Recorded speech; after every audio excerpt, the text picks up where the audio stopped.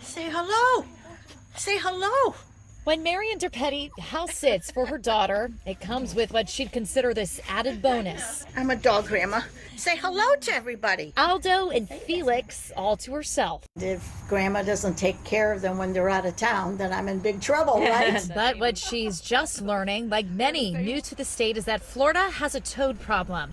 And it stands to hurt Aldo and Felix the most. You just have a lot of babies right now. That's why Janine Tilford is here, hired to hunt down the toxic toads before the pups do. It's a matter of not if they get a toad, it's when they get a toad. A check around their Wellington home, toads are everywhere. Oh, there's one right there. Can you see him? Some in plain sight. I'm just gonna peek through here. Others covered or hiding in bushes. But Janine has been doing this long enough to know their tricks. I would say at this point we've probably done about 300,000 toads. She started her company, Toad Busters, 8 years ago when she was a vet tech, seeing dogs coming into the vet on the brink of death or dead after biting or licking a cane toad. Over time, I realized that there was a need for this. You see it on this toad, that white, deadly toxin oozing out. There's a lot right there.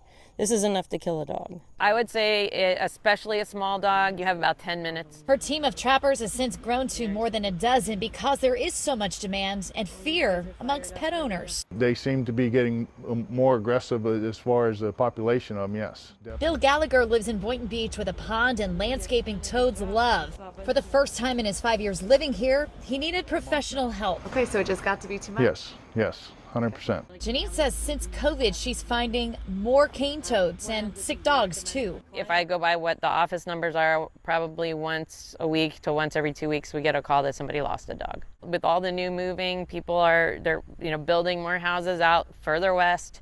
They're creating more ponds and more areas for the toads to breed. The toads are native to South and Central America, but thrive here too because they're toxic nearly all their lives. Not a ton of natural predators that can get these guys. And they multiply like wildfire. One toad can have up to 60,000 eggs in a year. We'll never get rid of them because they're just too many of them. Janine also does this to protect native animals, especially the southern toad that looks so much like the cane toad.